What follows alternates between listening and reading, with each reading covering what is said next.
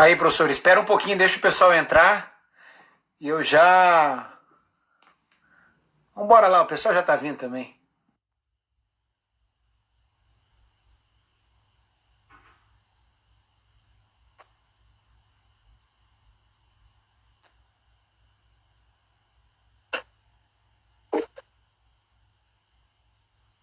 Eu te ouço, mas não te vejo. Acho que o pessoal tá entrando também.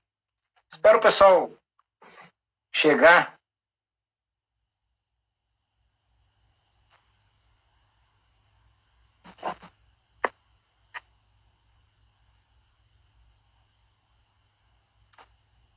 Tá carregando.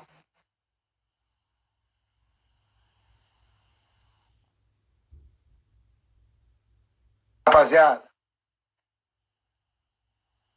Fabiano. Aí sim. Fala, galera. Acho que o professor caiu, mas ele já vem. Fique aí. Como vocês estão? Vocês estão. E aí, Fabianão, beleza? Dê um joinha aí em relação ao áudio, a imagem, como que tá. Seja bem-vinda, Lúcia. Fique aí, Rodrigo.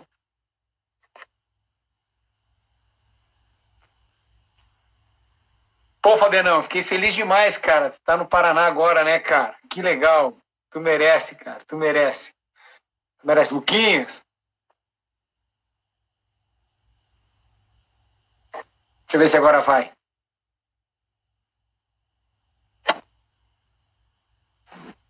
Então, aqui eu tenho um mini estúdio aqui, era uma sala de brinquedos. Aí, agora sim. Pô, que honra. Ô, professor, que prazer. Prazer tê-lo comigo aqui, compartilhando um pouco da tua história. Quero aprender bastante aqui. Ficar ouvindo tu falar aqui, para mim, é uma grande coisa já. Pô, que prazer. Tenho certeza que não só para mim, como o pessoal que está participando agora. Bacana, gente. Olha aí, ó. Lives, embora eu seja um sujeito que sou adepto à modernidade, né? Eu custo muito aceitar participar de uma live, mas essa live do Éder aí, ela não teve um compromisso, né? Onde eu vou precisar estudar para ensinar, rever coisas, né? É mais um bate-papo que a gente vai falar sobre a nossa trajetória, sobre os conceitos de trabalho, enfim, sobre um pouquinho sobre liderança, essas coisas do dia a dia. Eu não sou um contador de histórias nato, né? Nunca fui. Sempre critiquei quem entrava só para contar história, né? Sempre busquei algo mais técnico. Mas eu acho que hoje eu penso de uma forma que o misto disso tudo, né? De contar realmente o que é verdade sobre a carreira, qual foi o curso, os caminhos, os lugares, né? Os exemplos e a maneira de lidar com cada um, eu acho que pode somar na vida aí das pessoas. Eu sei que tem amigos comigo aí, porque tem gente assistindo há um tempo já para uma live e eu não estou aceitando. Mas a do Éder foi diferente, né? É uma maneira mais tranquila de se fazer a coisa. E como eu me cobro muito às vezes pela atualização, então sempre quando eu preparo uma live eu fico dias pensando o que eu vou falar, coletando respostas e tal. Mas também sei que o pessoal quer ouvir essas coisas mais amenas aí, Éder. Então, todos sejam bem-vindos aí. Eu espero que as pessoas possam aproveitar alguma coisa, ou pelo menos conhecer um pouco mais do nosso trabalho. Eu acho que isso engrandece muito a tua profissão, aquilo que é passado, que não é percebido muitas vezes, que é o dia a dia. Isso aí, meu. Pode falar. Ó, e eu vou te falar uma coisa antes. O pessoal, o David está entrando aqui, meu parceiro lá de Palmeiras das Missões, da minha terra. Ele tem uma foto tua no Palmeiras, ele não recorda se é 94 ou 95. Ó, faz tempo, hein? E ele disse, ó, eu vou entrar lá e vou falar, mas não, pode, por favor, fique à vontade. 94 ou 95? Éder, eu acho que tá falando muito rápido, a ligação tá quebrando um pouquinho, né? Tá quebrando, então espera aí, deixa eu ver. Eu falei que o pessoal de Palmeira, quando eu falei que tu vinhas aqui conversar comigo, eles perguntaram para mim se eles poderiam participar, eu falei, claro. Aí o David disse para mim, eu tenho uma foto do professor Márcio quando ele foi goleiro no Palmeirense, não recorda se o ano é 94 ou 95. Tem foto, manda pra mim. Mas que maravilha! Me manda essa foto aí porque eu também quero, porque Palmeiras das Missões eu tenho uma história muito feliz com essa cidade aí, porque eu já havia parado de jogar futebol há 2 anos. Né? Eu já era preparador de goleiros e preparador físico. Travou. Não estou te escutando, professor. Eu não te ouço. Professor.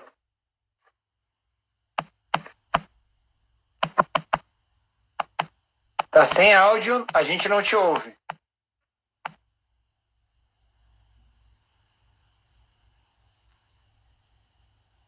Não te escuto.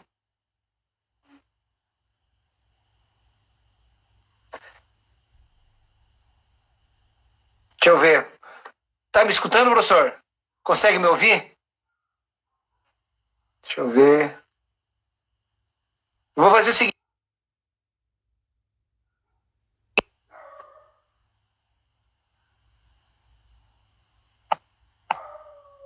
Aí.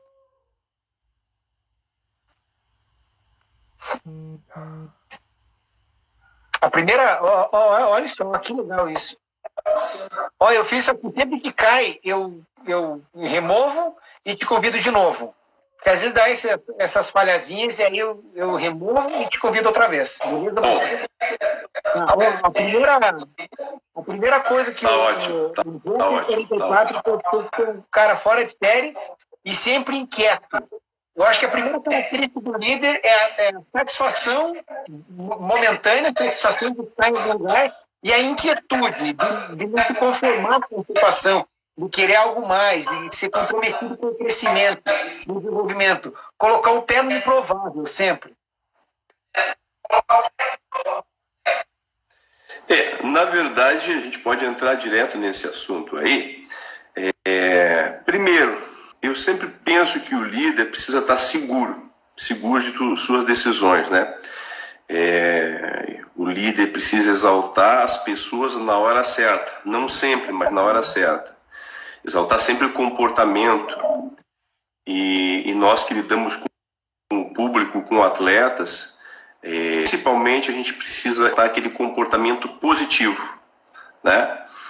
Positivo do nosso atleta.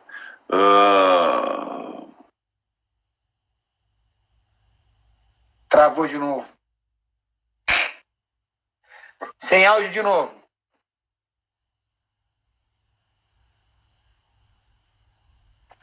Fábio Rangel, professor. Vocês conseguem ouvir o Márcio ou não?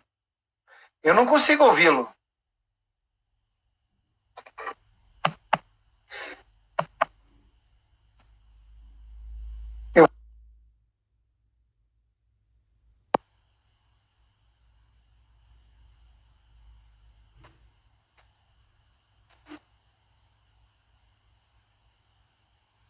Eu também não estava ouvindo ele. Agora, nem eu, nem o pessoal estava te ouvindo. Tá me ouvindo aí? Agora sim, a gente ouve. E agora? Agora a gente ouve bem, super bem. Quem sabe eu vou trocar para o celular aqui, daí eu vou tentar, se der errado eu troco pro celular aqui, porque eu estou no iPad. Mas a conexão tá boa, tá ótima aqui para mim. Tá, aqui em casa também é boa. Bom, eu estava falando que a gente poderia falar um pouquinho aí de liderança e depois a gente discorrer sobre a carreira, essas coisas, mas eu estava falando o seguinte, que o primeiro passo que o líder precisa ter é segurança, né? Segurança nas decisões, segurança no momento de exaltar, né, um comportamento, principalmente aqueles comportamentos positivos do grupo. Então, o líder precisa ter essa sensibilidade, a hora certa exaltar, né? Um líder não é um cara bom, ele precisa saber ouvir, principalmente. E sabendo ouvir, nós no futebol temos lideranças dentro do próprio grupo, atletas que são líderes também. Acho que um líder de verdade precisa se aliar a outros líderes, é saber escolher quem são essas pessoas que dentro do grupo têm a capacidade de te dar um feedback real da tua própria liderança, né? Para que tu continue dando ao teu trabalho. Então não adianta, não basta eu achar que eu sou um líder e a minha maneira de lidar ela é ótima. Eu tenho que coletar um feedback das pessoas que nós julgamos e naturalmente se expõem como líderes dentro de um grupo. É isso que eu faço, né? De forma individual eu busco nos meus atletas alguns que podem expressar essa condição e sempre busco entender o que o grupo precisa e o que as individualidades precisam para que eu possa socorrer, na verdade, né? Essa liderança que nós temos, não só no futebol, mas em todas as áreas, ela precisa causar sempre um impacto positivo nas pessoas. Totalmente positivo. E o papel que a gente tem como líder olha o Vini entrando aí, ó. Aí, Vini. Esse cara é sensacional. Eu conheci ele, conversei depois de anos, conversei com ele essa semana. Continua o mesmo cara. Parece que eu tô vendo ele lá em Santa Maria, do mesmo jeito. Incrível. E ele falou muito bem de ti. Ele foi teu auxiliar no Grêmio, né?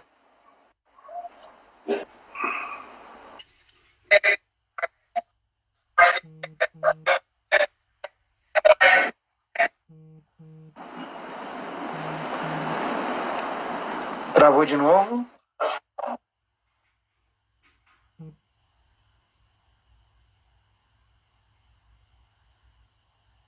Valeu, Vini. Agora acho que ele vai entrar direto do celular dele, acho que vai ficar melhor. Sejam bem-vindos aí, galera.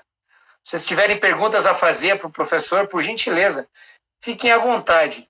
Isso aqui é um espaço que a gente tem para compartilhar e a gente vai ficar online ainda. Mas se vocês tiverem perguntas a fazer, por gentileza. O professor Márcio é um cara espetacular, ele é um expoente na preparação física no Brasil. Não é à toa que ele perdura há tanto tempo, há tantos anos, à frente de grandes equipes. E a gente fala de equipes como Grêmio, Atlético Paranaense, Sport Recife, fora do Brasil. Aí, ele está voltando. Deixa eu convidá-lo de novo agora. Vamos lá. Deixa eu ver. Aí, agora ele está vindo. Agora ele está vindo e agora a gente vai dar sequência. E aí, Éder? Mudei de equipamento, cara. Agora vamos ver se funciona. Não, mas vai dar certo, vai dar certo. Sempre dá, no final dá tudo certo. Então, pode seguir. Fica à vontade. Como eu venho te falando, né? A equipe de trabalho, o líder tem uma responsabilidade muito grande, né? Toda a equipe ela precisa se sentir muito confiante, né, em ter um líder, né? E eu faço parte disso. Eu transmito essa confiança. Eu preciso no meu dia a dia estar ou demonstrar que estou bem. Isso é uma responsabilidade grande, né? Então eu preciso verificar se o meu humor é uma coisa contagiante, se eu pareço estar feliz, ou se eu estou feliz realmente. Então um líder muitas vezes carrega algum peso, principalmente na etapa mais difícil, né? Um líder, imagina só um líder com raiva, né? E todos nós temos raiva, todos nós não acordamos bem em algum dia. Só que quando tu exerce um papel à frente de uma instituição ou colaborando com uma comissão técnica, eu já fui coordenador científico, onde eu exerci um papel à frente de todo um grupo de comissões técnicas, assim também fui treinador, chefe da preparação física e exerci um papel diante da minha comissão e dos jogadores também. A gente sempre precisa demonstrar uma tranquilidade nos nossos passos. Isso aí não é uma coisa tão fácil, mas precisa ser algo rotineiro, né? Que tem a ver com a escolha, né? Eu escolho me comportar assim, independente das emoções que eu venha sentir. Exatamente. Tudo isso tem influência. Tudo isso tem influência direta nos nossos colaboradores. Eu posso falar subordinados, mas na verdade são colaboradores, né? Concordo também, concordo. E como que tu, conta um pouco da tua carreira pra gente aí. Conta aí. Bom, o volume tá legal aí? Tá massa, tá show. Show de bola. Deixa eu ver que eu não tô te ouvindo muito bem aqui, mas vamos tocar aqui. Bom, gente, minha carreira eu me formei no ano de 92, né, em Educação Física, fiz 2 pós-graduações, tive uma carreira dos meus 12 anos de idade até os 20 anos como atleta de todas as categorias de base do Internacional e Grêmio, onde me profissionalizei. E desde os meus 20 anos segui uma carreira profissional, né, como preparador físico, né? Tive o privilégio de trabalhar fora do país durante 8 temporadas, trabalhei 4 anos na Arábia Saudita, trabalhei no Paraguai, trabalhei na Bolívia, trabalhei na França, trabalhei em Portugal. Tive o privilégio de conviver com muitos atletas de excelente nível e com culturas diferenciadas, né? Então, isso para mim me traz uma grande realização, né? Que nessa etapa da minha vida eu já tinha conseguido ultrapassar ali o oceano e ter trabalhado em tantos lugares. Uma coisa que eu queria destacar aqui, eu acho que é interessante que as pessoas saibam, é que em 1992, né, eu cursei minha primeira pós-graduação e eu tive a sorte de ter como professor talvez o maior expoente do mundo do treinamento desportivo moderno, que foi Levi Pavlovich Mateev, um russo. Né? E esse russo aí nos trouxe um conhecimento que nós não esperávamos, foi um baque nessa hora, né? Porque eram coisas que nós jamais tínhamos observados e que estavam ali na nossa frente para serem comparadas com o nosso dia a dia. Mateev, para quem não conhece, eu acho que todo mundo que lida com treinamento desportivo ou já leu qualquer coisa sabe que ele é considerado o pai do treinamento desportivo moderno, e ele criou o modelo contemporâneo de periodização, né? E a convite do professor Antônio Carlos Gomes, ele e o professor Andrei Zakharov estiveram aqui com uma turma de pós-graduação onde 40 pessoas somente fizeram esse curso, né? E eu pude participar, né? Eu pude beber talvez na fonte mais fidedigna do treinamento esportivo. Mas onde é que eu quero chegar com todo esse papo aí sobre o Mateev? Quero chegar no seguinte: isso mudou minha vida, né? Porque foi a primeira vez que eu ouvi falar em ciência, em raciocínio científico, né? Muito antes de se ouvir falar em tecnologia, né? Porque a tecnologia, ela existe, ela é boa, ela colabora.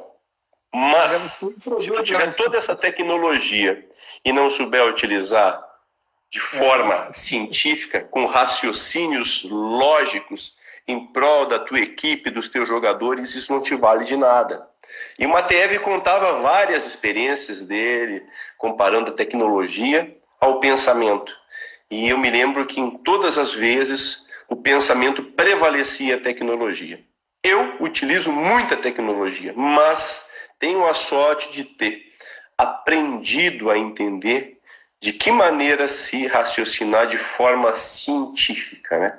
Ele, com a maior simplicidade, conduzia a aula falando da normatização, de como tinha sido estruturado, as metodologias, os princípios, o que ele tinha pensado quando falava em periodização, o porquê que a etapa geral era longa, justamente baseado nas estações do ano, porque na Rússia antiga, na União Soviética, o inverno durava muito tempo, enfim. E muitas pessoas criticam a periodização, falam, mas isso não vale mais. Mas, já em 92, o próprio Mateev dizia que aquilo só valia para o momento que ele tinha escrito e para as modalidades que se encaixavam. Ele nunca tentou falar que isso servia para o futebol, para o handebol, para qualquer outra modalidade. Ele falou que as coisas precisariam ser adaptadas. E o que significa periodização? Uma divisão em períodos de tempo, nada mais é. Esses dias eu ouvi de um profissional, esses dias não, faz alguns anos, um profissional de renome escreveu aí que não existe periodização no futebol. Bom, isso não é verdade. Por mais títulos que esse sujeito tenha ganho, ou coisa parecida, isso não me interessa. A periodização ela existe a partir de que exista um modelo organizado de trabalho. Se eu colocar um treino hoje, 2 amanhã, ou um hoje, depois de 2 dias, mais 2 treinos, eu estou organizando, estou criando períodos de atividades, né? Se eles estiverem distribuídos com uma forma geral, uma forma específica, uma forma pré-competitiva, uma forma competitiva, eu já estou distribuindo as cargas. Onde há distribuição de cargas, há periodização. Então, ele quis dizer que, na verdade, periodizar no futebol é diferente de periodizar no atletismo, é diferente de periodizar há 50 anos, quando Mateev escreveu isso na União Soviética. Isso é diferente, mas a periodização existe e sempre existirá, né? Então ele explicou cada passo dessa conduta e o porquê. E isso foi fascinante, né? Na época, ouvi, não de um livro, mas da boca do autor da maioria dos livros, né? Desde a década de 60, o que ele pensa, fala e o que é a real situação, o que as pessoas pensam sobre essas coisas, né? E para isso, óbvio, nessa ciência que ele faz, eles testaram aí milhares de atletas, né? A ciência é parte do empirismo, entra para a testagem, entra para os fatos, para as evidências e comprova ou não comprova algo, né? E eles nos mostrou ali os caminhos todos que foram percorridos e nos mostrou também, havia uma grande dificuldade porque a internet em 92 não existia, então nós tínhamos que achar pessoas que lessem em russo, né, para nos lerem os artigos, e ele mesmo tinha um intérprete para nos falar melhor.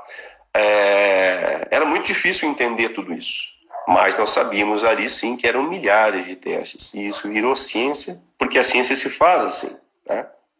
Então é mais ou menos isso. Então por isso eu destaquei essa pós-graduação aí.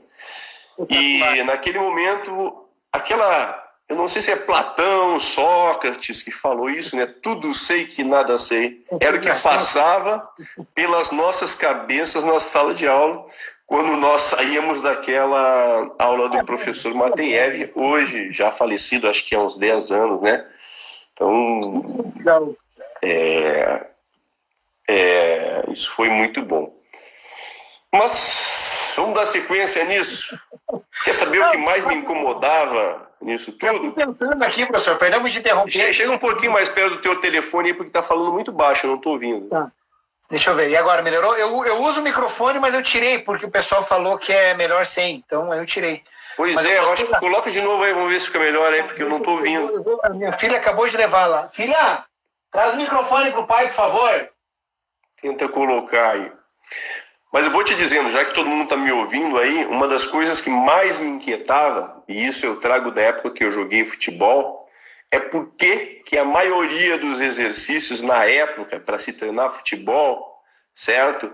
Eles adivinham de outras modalidades. Eram adaptações de outras modalidades. Se pegava lá a maneira de treinar o salto no voleibol, o drible do basquete, as conduções entre barreiras, a resistência do meio fundo, isso sempre me deixou um pouco pensativo, né? E eu procurei, dentro da metodologia que procurei buscar, sempre lidar com gestos específicos, né? Para que a gente pudesse trabalhar atletas de forma mais específica, especificidade, para que o atleta se adaptasse não só à condição física, mas à condição técnica, tática, e que também pudesse agregar um pouquinho dessa condição psicológica. Então, sempre procurei traçar um conjunto metodológico, né? Porque a metodologia, na verdade, ela existe, não nos pertence, que levasse o treino do futebol de uma maneira bem mais específica, ou seja, sempre em contato com o campo, na maioria das vezes, em contato com a bola e percorrendo as distâncias técnicas estabelecidas pelo próprio futebol, né? É funcional, né? É. Total. O que acontece lá é a base. Lógico, a gente não tinha, há pouco tempo que eu falo aí, há uns 15 anos, nós não tínhamos marcadores de desempenho. O que são os marcadores de desempenho? São os GPS, as plataformas de salto,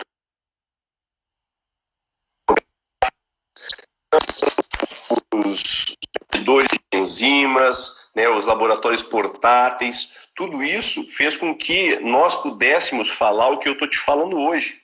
Tudo isso nos propôs uma maneira de treinar diferente, né? Porque antigamente a pergunta era essa aqui. Eu vou te dizer qual era. Sempre a mesma pergunta para o atleta. Como vocês estão? Podem treinar mais um pouco? Né? O limite do atleta era a cara de cansado. E não existia mais nada, né? Então, quando muito, a gente usava a sensibilidade, né, para dar sequência ao treino ou não, né? E tudo era baseado 10 tiros, 20 tiros, 30 tiros, 20 repetições, 15 repetições. Eu nunca vi ninguém falar 9 repetições, 11 repetições, 17 repetições, 23 repetições, 34 repetições. Ninguém faz isso, né? E eu me perguntava por quê. Porque nós não tínhamos fadiga. Isso é muito interessante, talvez eu esteja extrapolando para o nível de live que é um bate-papo, mas isso é muito interessante para os profissionais da área, né, que pretendem entender como quantificar as suas cargas, né? Então, eu procurei buscar muito incessantemente como a gente podia fazer isso, mesmo antes de surgir tecnologia. Eu não sei se o Vinícius está aí. O Vinícius foi meu assistente na preparação física do Grêmio. O Vinícius chegou lá com o seu currículo debaixo do braço, né, com uma apresentação excelente e com um objetivo muito grande de trabalhar, e eu precisava de um preparador físico. Fechou. O Vinícius, com toda essa capacidade que ele tem hoje como treinador, ele já tinha como preparador, eu o escolhi para estar do meu lado. E se ele está aí, ele vai lembrar, me fala aí que eu não consigo enxergar essas letrinhas pequenininhas aí, eu não consigo ler. Deixa eu ver se ele está aqui. Ele vai lembrar que nós fomos um dos precursores tá no aqui. Brasil, tá? No início dos anos 90, da montagem de banco de dados relacionados ao desempenho diário dos atletas, né? Então, nós tínhamos anteriormente só aquelas impressões coloridas do polar, que era um frequencímetro. Tínhamos lá os dados do lactímetro. Mas aí no Grêmio a gente fez uma implantação diferente, né? Nós passamos a coletar mais dados para ter um retorno desse desempenho do nosso atleta a curto, médio e longo prazo, né? Então essa equipe aí, que era composta por mim, pelo Vainon, pelo Vinícius, pelo próprio pessoal da fisioterapia, que era o Rodrigo, nós registrávamos diariamente, né, todas as atividades e criávamos um somatório das cargas semanais para comparar o que tinha ocorrido dentro de um microciclo, né, e ver se tínhamos obtido algum tipo de sucesso, cansaço, ou se ainda necessitávamos de modificações de cargas para que esse atleta rendesse mais, né? Então as coisas passaram a evoluir a partir desses registros, né, que nós Que tínhamos, legal, né? cara. E eram coisas mínimas na época, mas foi o início de tudo, né? Não estar baseado somente numa frequência cardíaca, né? Então, Tu tem uma riqueza, uma gama de dados que alicerçam ainda mais a tua atividade, o que é fundamental em qualquer área, não só no meu futsal, no futebol, qualquer área. Quanto mais riqueza de informações tu tiver, mais base tu tens para te continuar aplicando esse método, a tua forma de trabalho. Exatamente. E hoje, fazendo um paralelo com hoje nós temos como entender praticamente o padrão de desempenho total de um atleta, né? O lado psicológico é um pouco mais difícil, mas hoje eu tenho a frequência cardíaca dentro das intensidades que ele percorre em campo, eu tenho as variações de velocidade, eu tenho os volumes de deslocamento, eu tenho inclusive algo que facilita a cobrança do desempenho tático, que alguns programas proporcionam, que é um mapa de calor. É um mapa de calor em campo. Então eu tenho lá um protocolo, um equipamento, onde depois que esse atleta utiliza, eu consigo imprimir um mapa de calor, que é onde esse atleta mais manteve a sua postura durante os 90 minutos, né? Então, essa tecnologia, ela auxilia muito o próprio treinador da parte técnica, tática, estratégica, a entender onde e quando o seu atleta está tendo essas posturas em campo, né? Deixa eu mudar um pouquinho que tá da luz. Gostei da camiseta aí, hein? Porra! Que melhor. Opa, caiu tudo aqui. Pô, e rock and roll ainda. Agora sim. Led Zeppelin, né? Boa. Aqui, ó, tem meu violão, lá tem as caixas de som. Boa. Sem rock and roll na veia, né? Tem que ser rock and roll, né, professor? Boa. É engraçado que a pra voz tá baixa, não sei porquê, sabe? Mas eu agora tô com o fone aqui, tô com as coisas. Engraçado, a minha, pra mim tá baixo. Deixa eu ver se... Tá bem baixo. Tá baixo ainda? Qual a visão do Márcio para as corridas em volta de campo? Algo bastante comum em outros tempos e raro hoje, substituído por tiros curtos. Ao menos preparadores que passam. Maravilha! Ô, David, isso é perfeito, cara. A gente estava falando de especificidade e cada vez a modalidade nos traz mais para dentro de campo, para dentro das chuteiras, para o conteúdo tático, né? Para as ações estratégicas do jogo. O conteúdo está voltado para isso. Se sabe que não precisamos hoje, a partir da tecnologia que nós temos, de separar essa atividade, né? Nós podemos criar uma atividade e monitorar essa atividade para que ela seja dentro de campo tão intensa quanto necessário para o objetivo, utilizando a própria bola e o jogo. Perfeito, ótima pergunta, Dave, hein? Sucesso, garoto. Com a riqueza. Garoto, né? Mas sucesso. É velho. Esse é lá de Palmeiras, meu amigo de infância. Faz muito tempo que eu não vou pra minha cidade, mas desde 2013 eu não vou pra lá. Uma hora eu volto.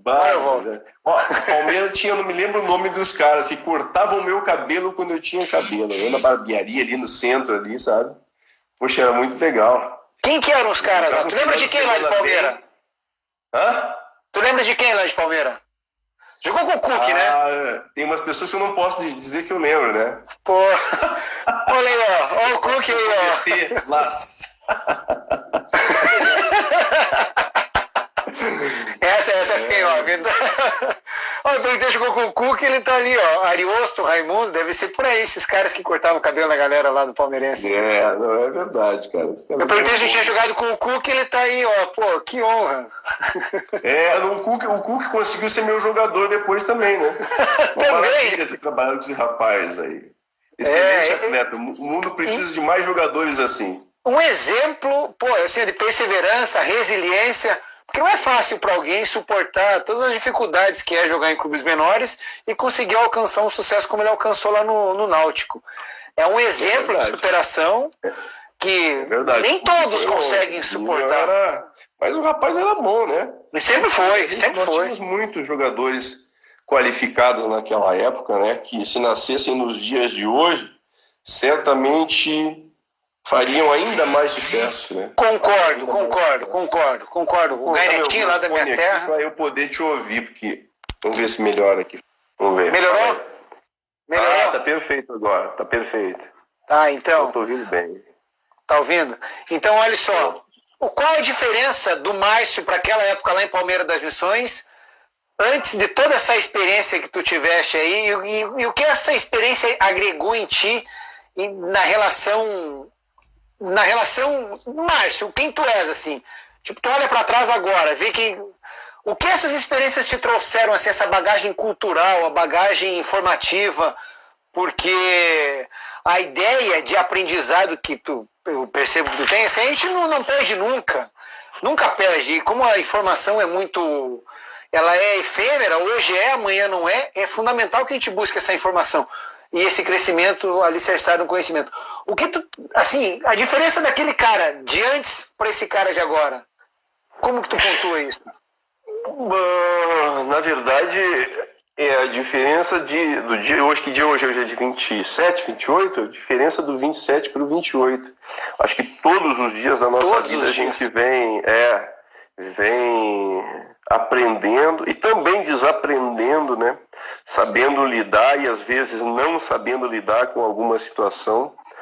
Mas eu tive a grata satisfação de na minha área profissional, poder experimentar todas as competições a nível nacional.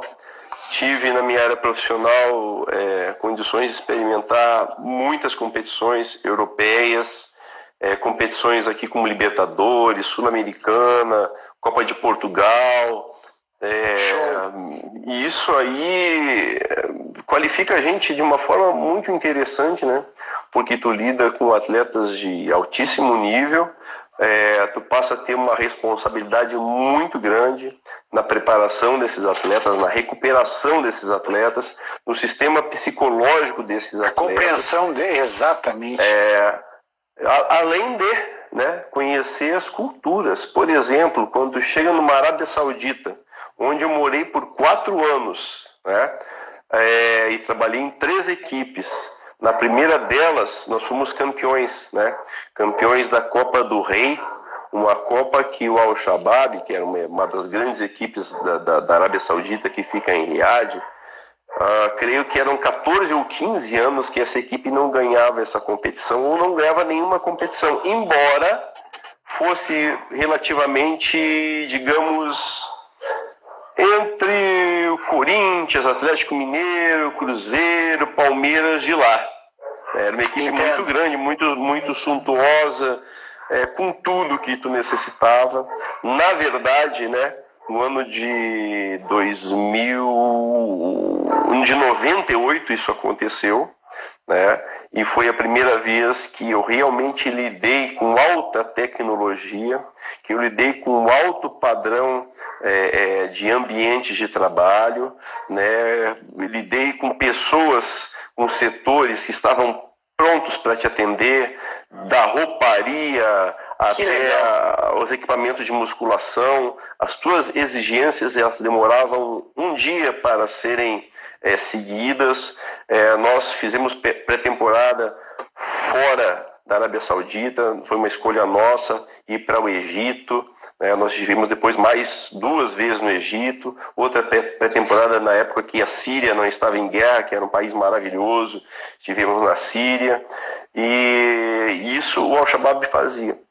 E a minha grata experiência foi chegar nesse primeiro ano, né, imprimir um tipo de trabalho que eu, observando, julguei que era necessário naquela época lá, que os jogadores tinham pouca força e todas as equipes tinham uma queda evidente de desempenho no segundo tempo. E eu pensei que eu poderia, né, recriar um sistema de trabalho onde eu pudesse ajudar esses atletas a melhorarem isso.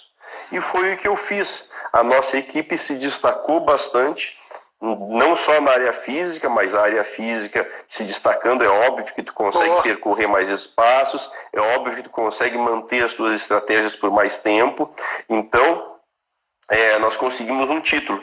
E esse título aí me levou a voltar por mais 3 anos, né, sem sem precisar, por exemplo, de estar dentro de uma comissão técnica, né?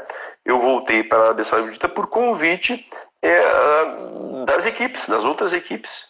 Entendeu? Quando eu era para renovar no próximo ano com o Al-Shabaab, eu recebi uma proposta muito melhor e fui para o Al-Riyadh. E assim sucessivamente aconteceram as coisas. Eu não fiquei naquela dependência de, eu estou com um treinador, ele vai me levar. Eu acabei traçando o meu próprio caminho. Caminho próprio. Isso foi muito interessante, né? Porque a gente precisa aí sim se mobilizar bastante, né? Porque tu tá mantendo a ti mesmo. Tu não tá mantido por alguém que vai te ligar e falar assim, olha, tem um time em tal lugar. Tô no Vasco, vamos lá, traz teu cachorro junto, traz a manicure, traz o cabeleireiro. Não é isso. Se eu não fizesse um bom trabalho, certamente, pelo menos na Arábia Saudita, eu não voltaria. Mas o trabalho foi feito. Eu conjugo isso com competência e também com oportunidade, né? E a competência é isso, é tu saber aproveitar essas oportunidades nas horas certas. E foi o que eu fiz. E não é nem um pouco vaidoso essa questão, eu não considero vaidade nenhuma admitir as competências. É uma falsa modéstia do brasileiro negar as competências. A gente não sabe lidar bem com aquilo que a gente faz de bom. Então a gente acaba se desvalorizando e se subjugando por causa dessa máxima que é mentirosa, de que é humildade se eu negar as minhas competências, o que é um problema gigantesco. Eu acho que todo mundo deveria reafirmar suas competências, ter consciência delas. Mas é o que a gente busca, né? Se nós não somos competentes o bastante, não tem como se manter nesse mercado tão e daí vai negar isso, né? Como que... E aí, só para contar que isso é uma história legal, tem uma continuidade. Eu fiquei esses 4 anos na Arábia Saudita, e aí, óbvio que tu tem um sonho, né? Olha o álcool gel ali atrás, Ani. Olha aí, ó, importante. Usa o álcool gel, tá terminando, hein? E aí eu tinha um objetivo de trabalhar em um grande clube. Eu retornei ao Brasil e me foi oferecido um clube desse tamanho, bem pequenininho, mas onde eu usei o mesmo sentimento que eu tive de trabalhar nos 3 clubes grandes da Arábia Saudita. Esse clube chama-se São Gabriel. Que legal! O São Gabriel existiu na primeira divisão por muito pouco tempo, com um grande detalhe, né? Nós chegamos entre os 4 no gauchão. Nós conseguimos fazer uma campanha, o treinador era o Ronaldo Rangel, Bagé. Um sujeito muito inteligente, explosivo na época, mas muito inteligente para o jogo de futebol. E nós conseguimos, com milhares de dificuldades inimagináveis no São Gabriel, chegar entre os 4. Tá? Chegando entre os 4, o trabalho do profissional Márcio foi visto. Foi visto e simplesmente dali eu parti para um sonho que era voltar, aí não como jogador, mas voltar para um time como o Inter ou como o Grêmio ou como qualquer outro no Brasil. E eu coloquei na minha cabeça, eu acreditava muito em lei da atração, depois eu comecei a duvidar, porque eu pensava muitas coisas e as coisas vinham de verdade. As coisas vinham mesmo, eu pensei muito nisso, e de uma hora para outra as coisas convergiram daqui para lá, matérias na 0 Hora, sobre o trabalho do São Gabriel, um time de força, uma página inteira. Agradeço muito aos repórteres que perceberam isso, agradeço muito a quem leu isso, que foram os dirigentes do Grêmio, e me convidaram para eu fazer parte de uma grande equipe de futebol, que era o Grêmio. Um fato muito interessante, quando eu fui para o Grêmio, eu estava já no pátio ali, eu tinha sido contratado, eu estava no pátio e encontrei um massagista que chama-se Limonada, né? E foi meu massagista quando eu joguei nos juniores do Grêmio, né? E encontrei ele no pátio ali, A apresentação, tipo, era 2 horas, eu encontrei ele há 1 hora por ali passeando. Daí eu fui abraçar ele, quanto tempo, não sei o quê. E ele me falou assim, olha, vou tentar arrumar. Ele não sabia da minha contratação, ele falou assim, olha, pô, tu tinha que vir trabalhar aqui, vou arrumar alguma coisa pra ti aqui. Nem que seja na escolinha. Eu falei, e daí eu não falei nada pra ele. Eu falei, poxa, muito obrigado, que bom. Tenta aí com a tua influência arrumar alguma coisa pra mim que eu quero sim. Aí ele saiu dali, passou o tempo, daqui a pouco abriram as portas, eu fui para a apresentação e ele, como era um massagista do profissional naquela época já também, ele pegou e me olhava assim do outro lado, falou assim, tipo assim, o que tu tá fazendo aí? O que tu tá fazendo aí? Ele fazia mímica com a boca e eu li, o que tu tá fazendo aí? Ninguém tá me entendendo nada, né? Porque eu não avisei ele que eu tinha sido contratado pelo Grêmio, né? E aí eu tive uma experiência muito legal, que foi encontrar não só ele como meu ex-massagista, mas todos os médicos que tinham sido meus médicos quando eu era juvenil e júnior, os médicos ainda estavam lá. E eles, obviamente, demonstraram um carinho muito grande pelo meu trabalho, por quê? Por eu ter sido atleta deles e hoje ter voltado como preparador físico. Isso foi uma etapa muito interessante, né? Outra coisa muito interessante de uma equipe grande como o Grêmio é que te possibilita o trabalho, né? Tu consegue realmente desenvolver teus projetos. Isso é muito interessante, desenvolver projetos, né? Ter dinheiro para desenvolver projetos, ter pessoas segurança ao teu redor. Segurança nem tanto, porque... Eu digo a segurança da estrutura. Da estrutura sim. Isso. Mas se consegue desenvolver algumas coisas assim, e lá foi dado esse primeiro passo que eu te falei, quanto a coleta de dados de atletas nesse período aí, para que os registros fossem feitos e para que a gente pudesse sim melhorar a nossa capacidade de treinar atletas, né? E a carreira foi adiante, 2003, 2004 o Grêmio, 2005 me traz hoje uma lembrança triste e alegre ao mesmo tempo.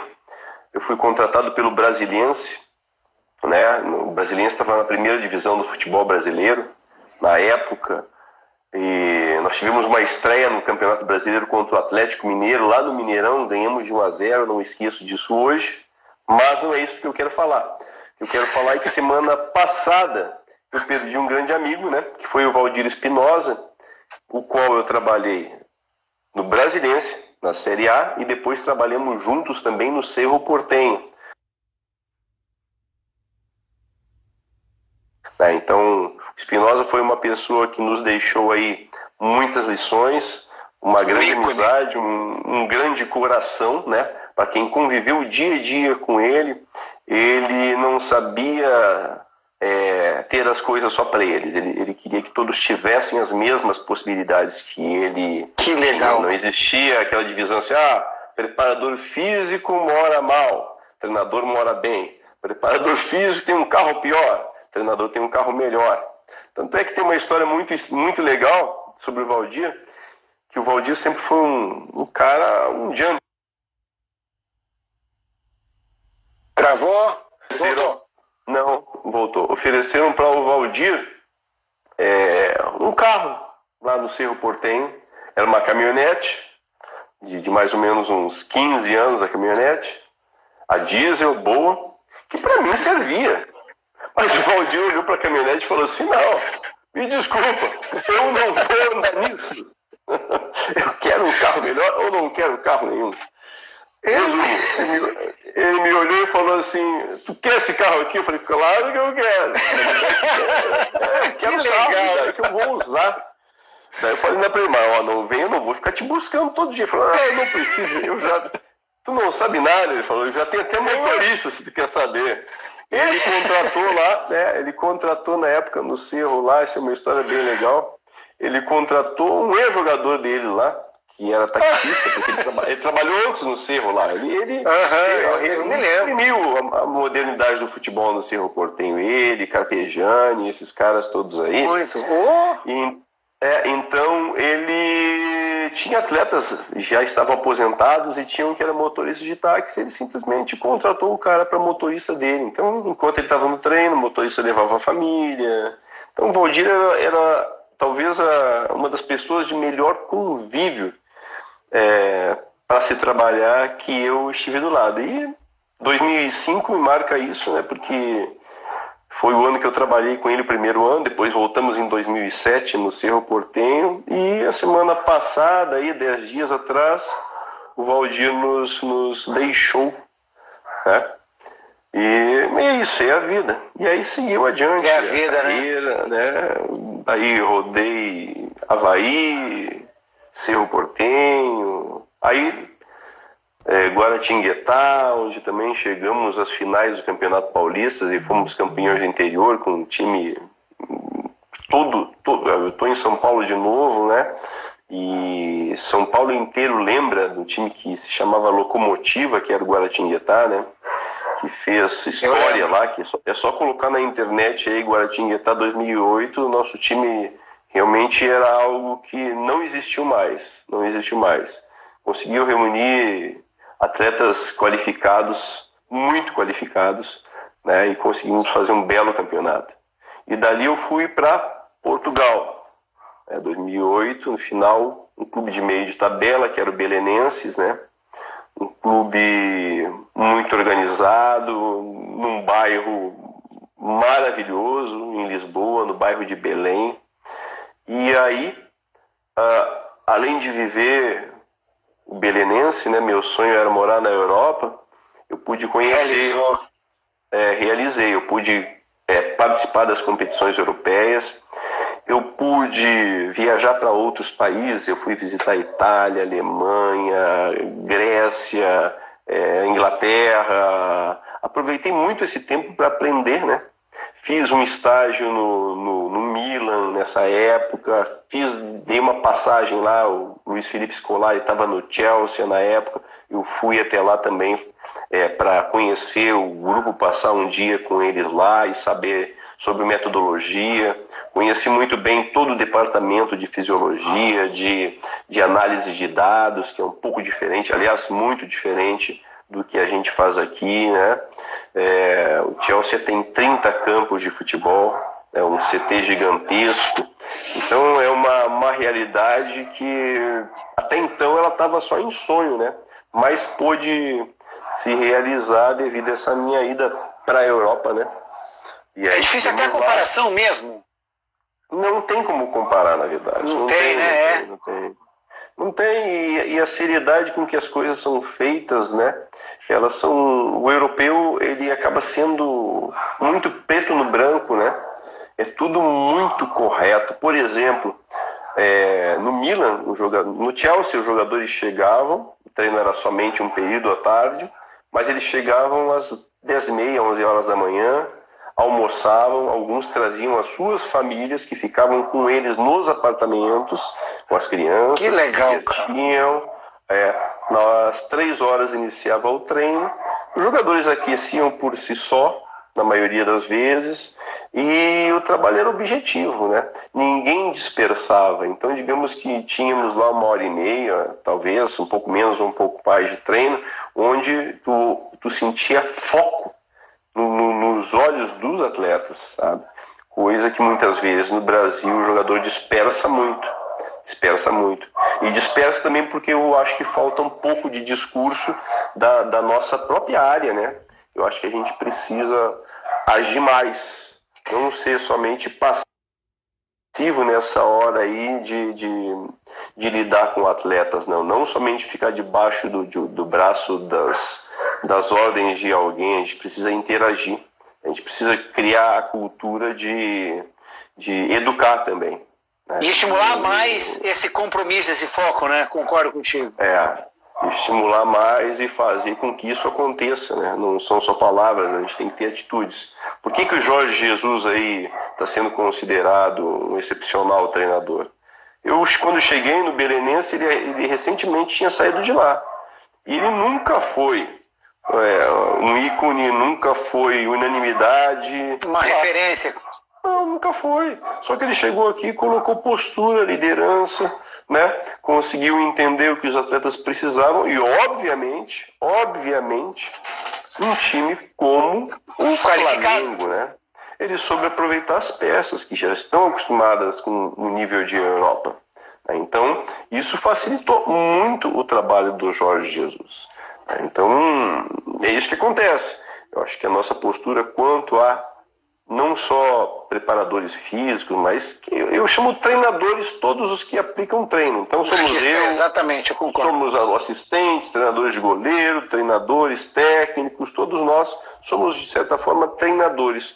Nós precisamos modificar a postura em relação ao treino, né, a nossa postura em relação à imprensa, a nossa postura em relação, inclusive, à sociedade. O olhar deveria... Nós...